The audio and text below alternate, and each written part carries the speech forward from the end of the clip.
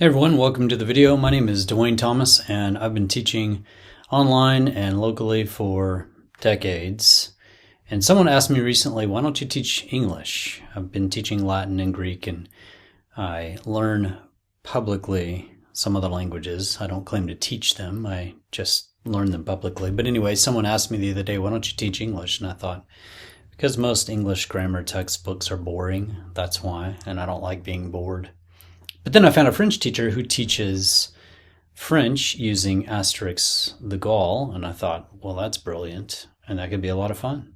So I decided to imitate him. I'll link his site down below, so you guys, if any of you are learning French, you can go watch his videos. They're fantastic.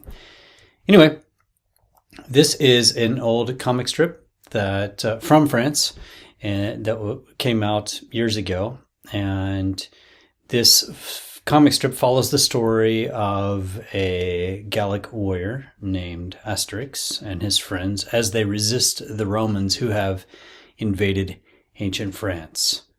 So here we're looking at the cover page of Asterix the Gaul. There are many plays on words in this comic strip, and I will explain those to you as we go.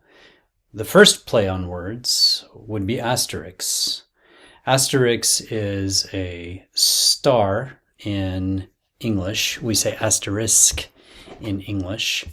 This is an old spelling for asterisk. Let's go over here and find this word. You can go to onelook.com and we'll type in asterisk here. And there it is. And when we look at the quick definition over here, we see a small star, something resembling or shaped like a star. And we can get the pronunciation of it as well if we go over here to this site, howdyousay.com. Simply type in asterisk and click asterisk, here. asterisk, Asterisk. asterisk, Asterisk. So often when we're writing, if we want someone to notice something down below, in our writing we'll put an asterisk, a small star, next to the sentence or the word, and then down below at the bottom of the text you will often find an abbreviation or an explanation, a further explanation for the sentence or for the word. Okay, so Asterisk is the main character of this story, and here he is. You can see he is fighting the Romans, and he lives in a country called Gaul. Gaul is the ancient name for basically France, although it included Belgium and parts of other countries as well. We can go over here and find Gaul on Wikipedia. We're going to come back to Laudanum in a minute. So we'll go to Gaul. Gaul is a region in Western Europe first described by the Romans. It includes France, all of France, Belgium, parts of Belgium, Luxembourg, parts of Switzerland. I guess all of France, Belgium, and Luxembourg. Parts of Switzerland, parts of the Netherlands, parts of Germany, and parts of northern Italy. And you can see an outline of it here. So Gaul was a very large territory. And it contained all of these countries here. All of France and then several other countries. So the Romans invaded France. They invaded Gaul. They didn't invade France. It was not yet called France. They invaded Gaul before Christ, about 40 or 50 years before Christ. They invaded Gaul under Julius Caesar. And this is the story of, it's a fictional story of one small tribe's resistance to the Romans. So as you can see here, Asterisk, the main character, Asterix is what we'll call him from now on. Asterix, the main character, he's fighting the Romans. All right, let's talk about some of the words here. Asterisk, Asterix, is wearing a helmet. His helmet is on his head. And out of his helmet there are wings. The Romans also have helmets. Here's a helmet, here's another helmet. These helmets do not have wings. And Asterix Asterix's friend, Obelisk, he also has a helmet on, and we'll talk about Obelisk in a moment. The Romans are carrying spears or javelins. Spear or javelin. The Romans are also carrying shields. Asterix does not have a shield, but he has a sword. The Romans are wearing sandals on their feet. Sandals. These are their feet. They're wearing sandals. And Asterix, it looks like Asterix is wearing boots or shoes. We can't tell by looking. His hands are in a fist. When you close your hands as if to hit something, then your hand becomes a fist. Okay, here we have a symbol that Asterix is hitting the Gauls. And here we have a star, 1 star, 2, 3, 4 stars. These are red stars. These drawings indicate, they show that the Romans are getting hit. They are being hit by the Gaul. Okay, in the corner we have the friend of Asterix. His name is Obelisk. And Obelisk is a play on words. An obelisk is a tall monument like this. This one is found in Egypt. It's from Egypt, but this obelisk is found in Paris.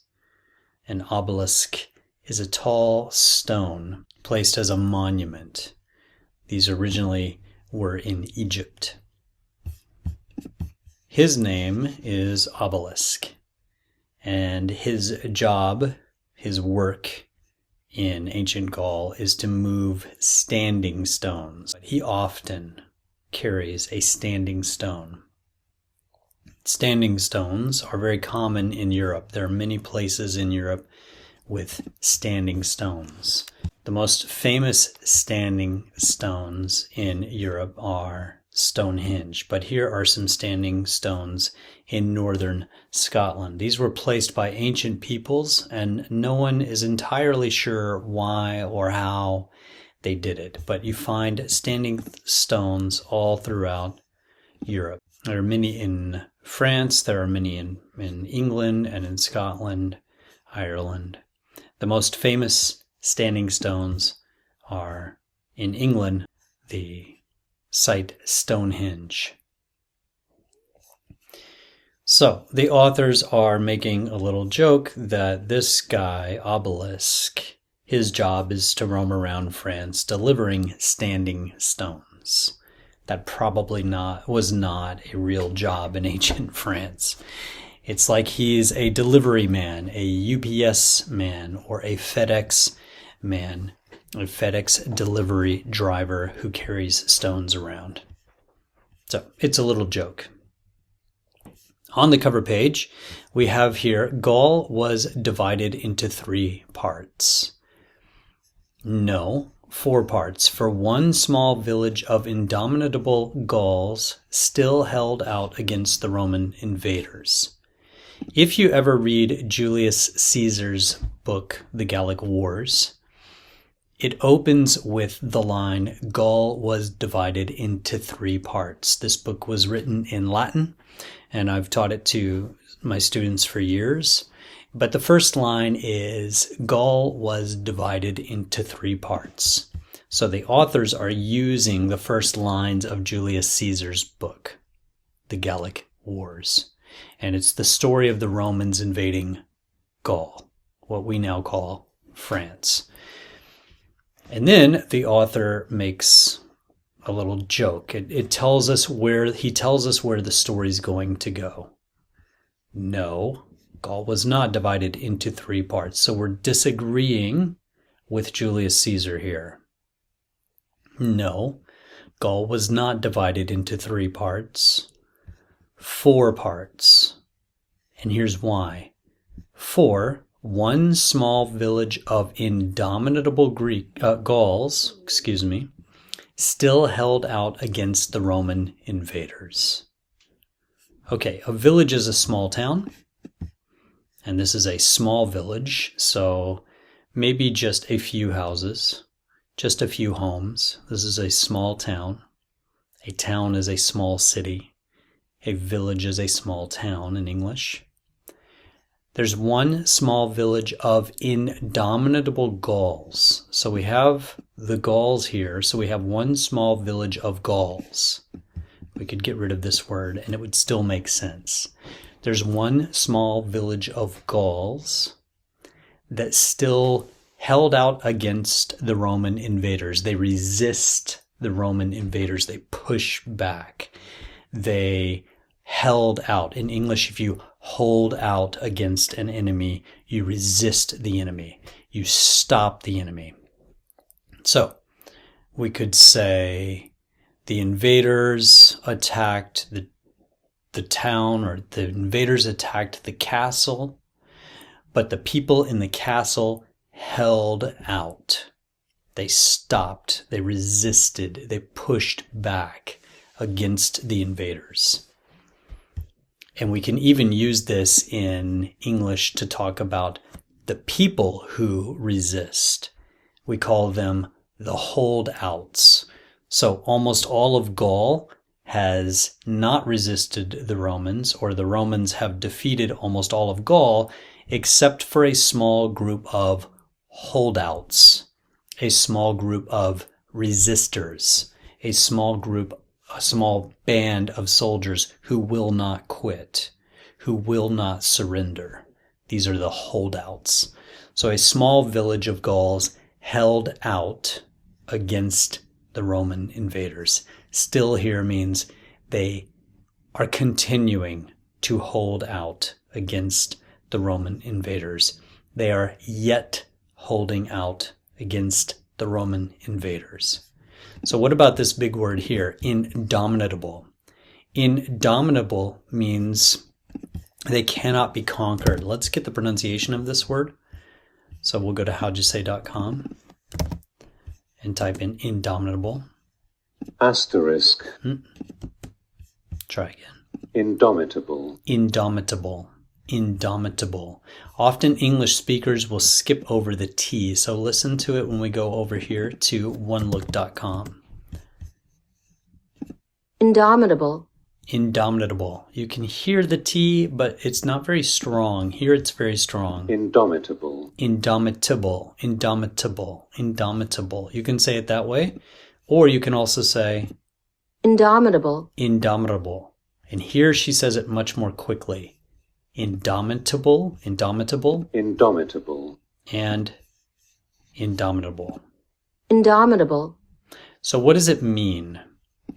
Indomitable is incapable of being subdued, overcome, or vanquished. It means someone cannot conquer you. Someone cannot beat you. They cannot win against you. No matter how hard they try, they cannot stop you.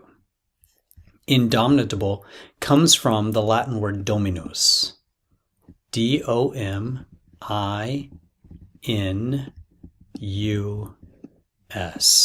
Dominus means master. This is where we get words in English like dominate or dominoes. If you dominate your enemies, you win over them, you conquer them. Dominoes is a game in English where you try to win. There's a brand of pizza in America called Domino's Pizza. Their symbol is the domino game. But ultimately, I believe what they're saying is we dominate pizza. We are the masters of pizza. Dominus means master. Indomitable means you cannot be mastered. You can try to conquer me, but I am indomitable. I cannot be conquered. You cannot master me. So we are saying here 4 parts of Gaul No, there are not 3 parts of Gaul. Excuse me. There are 4 parts of Gaul. 3 parts have been conquered by the Romans, and one small part, one small village of indomitable Gauls still holds out against the Roman invaders. Okay, that's long enough. We will tackle another section of the story in the next video. Thanks for watching.